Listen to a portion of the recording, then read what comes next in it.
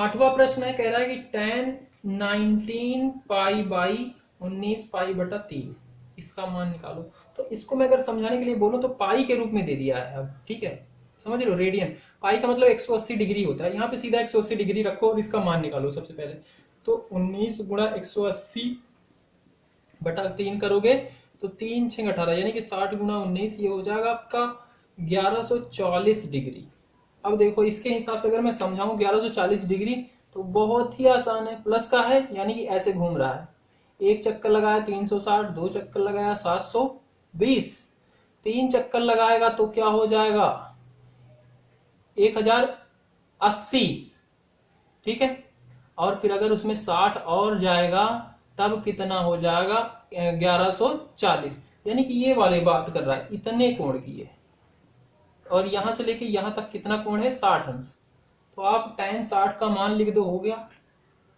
ऐसे करने को तो यही है, tan 60 का जो मान होता है रखो, बात खत्म, ठीक है। अब इसे करोगे कैसे वो बात मैं लिख के, जो करना है आपके बुक के हिसाब से, जो हमने रूल पढ़ा है उसको थोड़ा सा रूल लगा के, तो उसके हिसाब से देखो। तो हम हल लिखना था भाई, हल क्या है, हम जानते हैं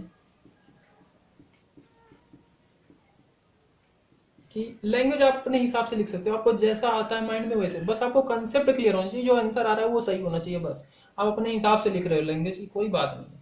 हम जानते हैं कि tan x के मानों में अंतराल, मतलब अंतराल जो बार बार अपने आप को रिपीट कर रहा है, 2 पाई के पश्चात होता है, क्योंकि यहाँ पाई में दिया गया तो 2 पाई लिख देते हैं भाई, हैं पश्चात, क्योंकि हमें आंसर क्वेश्चन के हिसाब से देना होता है, पश्चात पुनरावृत्ति होती है।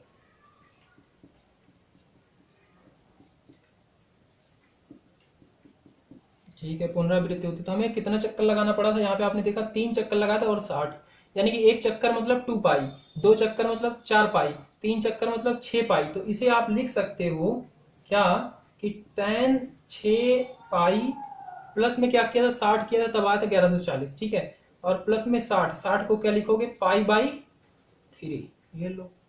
अब क्या होगा, ये क्या हुआ tan, कितना है ये 3 गुणे कितना है, 3 गुणे 360 है, ठीक है। तो tan 360 प्लस थीटा क्या होता है, tan 360 करोगे तो ऊपर वाले क्वाड्रेंट में जाएगा, और 360 है तो जो रहता है उसी में रहेगा, ठीक है। 360 प्लस माइनस थीटा और 100 प्लस माइनस थीटा में क्या था, अगर साइन है तो साइन, कॉस है तो कॉस, यानी कि tan ही रहेगा, ठीक है।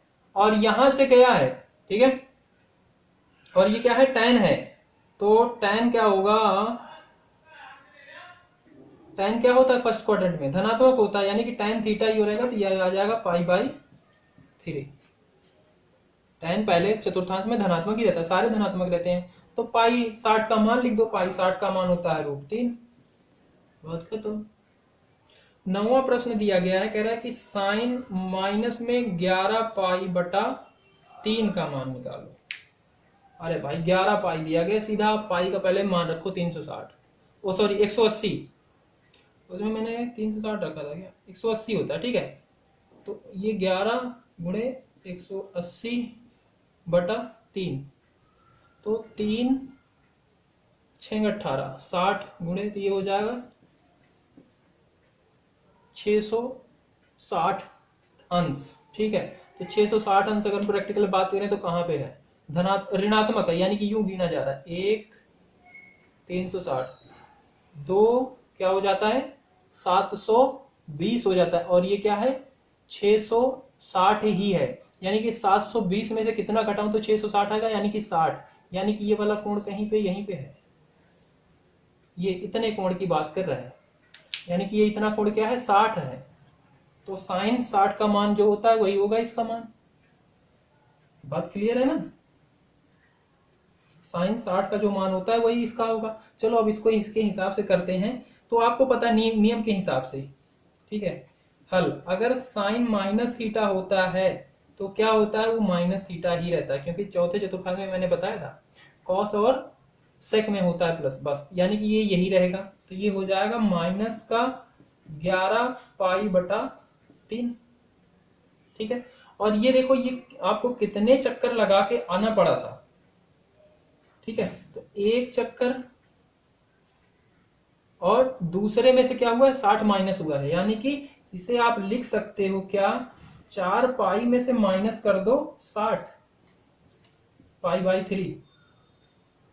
ठीक है, ये तो धनात्मक ही हो गया ना, इसमें से क्या हुआ माइनस करना पड़ा आपको 60। ठीक है, अब इसे आप हल कर लो बहुत आराम से। तो sine 360 minus theta, sine 360 minus theta, sine 360 में से जब माइनस करोगे यानी कि यहां से माइनस करोगे तो ये आ गया चतुर्थ चतुर्थांश में। चतुर्थ चतुर्थांश में साइन क्या होता है, ऋणात्मक होता है। 360 रहता है तो साइन ही रहेगा, यानी कि क्या आएगा माइनस साइन पाई बाई 3, और ये माइनस माइनस प्लस हो जाएगा यानी कि साइन पाई बाई 3। तो लो साइन 60 का ही तो मान हुआ, साइन 60 का मान होता है √3/2। हो गया। 10वां दिया गया है कॉट माइनस का 15 पाई बटा 4। तो पहले बात पाई की जगह पे आप मान रखो सीधा, कितना 180 को गुना करो और 4 से करो, तो 4 कितनी बार जाएगा, ये 4 से कटेगा क्या, 45 बार भाई, 45 आएगा 45 डिग्री। और फिर इसे जब गुना करोगे आप तो ये हो जाएगा आपका 675 डिग्री। आप बताओ 675 कहाँ होता है प्रैक्टिकल, सीधी सी बात है, ये रहा। ठीक है, हम धनात्मक में ले रहे हैं, ठीक है, ये सीधा, या फिर माइनस में ही ले लो, तो माइनस में यू घूम रहा है, 1 360, 2 720, 675 है। तो 720 में से कितना माइनस कर दोगे 75 आ जाए 600, तो 20 तो उधर है और 25 इधर है, यानी कि 45। तो यहाँ पे कहीं पे है ये कोण, यानी कि आपको सिर्फ ये वाला कोण इतना बताना है, कितना 45 अंश। तो कॉट 45 कितना होता है, वही जो होता है वही होगा इसका आंसर। कॉट 45 क्या होता है, एक होता है, एक होगा इसका आंसर। तो आप इसे लिखोगे कैसे, करोगे कैसे, तो वो जानना होना तो आप देख लेना, जो भी है कैसे लिखना है आपको अपने हिसाब से। पर ये क्या हो जाएगा कॉट माइनस थीटा, कॉट क्या है माइनस थीटा, क्या होता है माइनस का कॉट थीटा, नियम के अनुसार हम चल रहे हैं, माइनस का कॉट थीटा। तो ये भी क्या हो जाएगा माइनस का कॉट 15 पाई बटा 4। और यहाँ पे आपने देखो कितने चक्कर लगाया था, एक, और दूसरे में से क्या किया था 45 माइनस, तो आप इसे लिख सकते हो माइनस का 4 पाई माइनस 45, यानी कि पाई बटा 4। और फिर इसे आप हल करोगे तो ये हो जाएगा, अब कॉट 360 माइनस थीटा, 360 में से माइनस किया जाए तो किस में जाएगा, चतुर्थ चतुर्थांश में। चतुर्थ चतुर्थांश में क्या प्लस में होता है, सेक और कॉस। ठीक है, और ये यानी कि ये माइनस होगा, 360 है तो कॉट ही रहेगा, यानी कि कॉट माइनस का 45। तो माइनस माइनस प्लस यानी कि कॉट 45 हो गया आंसर 1।